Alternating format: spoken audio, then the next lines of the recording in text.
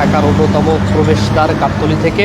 এই গাবতলী থেকেই মূলত দক্ষিণবঙ্গের যে জেলাগুলো রয়েছে সেই জেলাগুলোর সাথে সড়ক পথে ঢাকার যে যোগাযোগ ব্যবস্থা সেটি মূলত এই গাবতলী কেন্দ্রিক। বিশেষ করে পদ্মা সেতু হওয়ার আগে এই গাবতলী থেকেই দক্ষিণবঙ্গের যে 22টি জেলা রয়েছে সেই জেলার সাথে প্রধান যোগাযোগ ব্যবস্থা ছিল এই গাবতলী। কিন্তু পদ্মা সেতু হওয়ার পরে কিছুটা চাপ কমেছে এই গাবতলী সড়কে।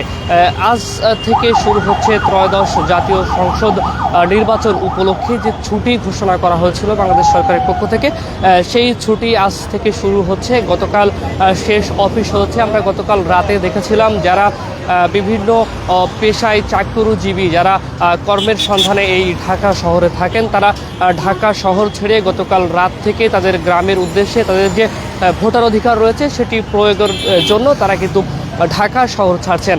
আমি এই মুহূর্তে গাবতলী বাস টার্মিনালে দাঁড়িয়ে রয়েছি। সকাল থেকে এখানে দেখছি মানুষের চাপ, যদিও সকালে এই মানুষের চাপ আরও বেশি ছিল। যারা দক্ষিণবঙ্গের মানুষ রয়েছেন, যারা সড়ক পথে ঢাকা ছাড়ছেন, তারা কিন্তু এই গাবতলীতে এসে অপেক্ষা করছেন। আমরা দেখছি অনেকেই এখানে বাসের অপেক্ষায় তারা রয়েছেন, অনেকেই বাস পাচ্ছেন না, এখানে সকাল থেকেই অপেক্ষা করছেন। বিভিন্ন মানুষকে দেখছি তারা বাসের জন্য এখানে কিন্তু অপেক্ষা করছে। আমরা বেশ কয়েকজন যাত্রীর সাথে কথা বলেছিলাম, তারা বলছিল যে মানুষের চাপ যেহেতু কিছুটা বেড়েছে, নির্ধারিত যে ভাড়া রয়েছে সেই নির্ধারিত ভাড়ার থেকে কিন্তু বাড়তি ভাড়া এখানে রাখা হচ্ছে বলে বেশ কয়েকজন অভিযোগ করেছিল।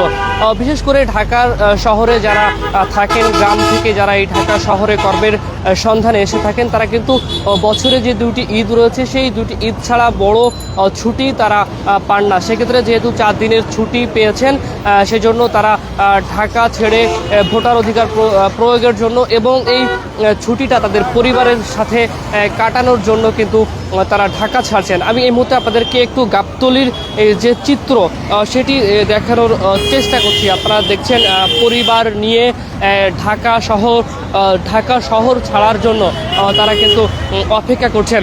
অনেকেই আগাম টিকিট না পেয়ে তারা গাবতলী বাস স্ট্যান্ড দেখেছিলেন রানিং যে গাড়িগুলো রয়েছে সেই গাড়িগুলোতে উঠে তারা তাদের গন্তব্যে পৌঁছানোর চেষ্টা করছেন। কিন্তু মানুষের যে পরিমাণ ভিড় এখানে আমরা এই মুহূর্তে লক্ষ্য করছি, মানুষের তুলনায় যানবাহন সংখ্যা একেবারেই সীমিত বলা যায় এই গাবতলী স্ট্যান্ডে, যে কারণে যারা টিকিট না কেটে এই গাবতলীতে চলে এসেছেন তাদের কিছুটা ভোগান্তি এই মুহূর্তে আমরা লক্ষ্য করছি।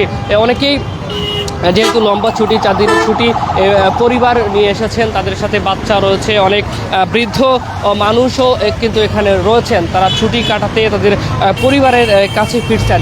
কিন্তু পর্যাপ্ত যানবাহন না থাকায় তাদের ভোগান্তি পোহাতে হচ্ছে এবং নির্ধারিত সময়ের যে ভাড়া সেই বাস ভাড়া কিন্তু একটু বেশি রাখা হচ্ছে বলে অনেকেই অভিযোগ করছেন।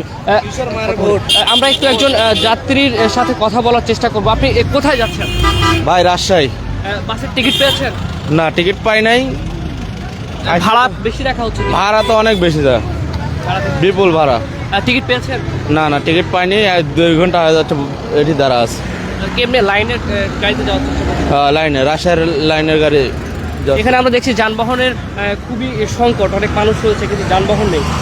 যানবাহন নাই, ভাড়া চাচ্ছে অনেক, কিন্তু আবার দ্বারা সিট নাই, দ্বারা থেকে তো অনেক বিভ্রান্তি করে মারতেছে। ঈদের সময় যেমনটা ভোগান্তি হয়, ঈদের সময় যেরকম ভোগান্তি হয় এই ভোটের জন্য উপলক্ষে সেই ভোগান্তি আমরা হচ্ছি। 2 ঘন্টা যাচ্ছে, আবার লাঞ্চের টাইম হয়ে গেল, কিভাবে বাড়ি পৌঁছে? এখন যাইতে যাইতে রাত 8-9টা বাজবো।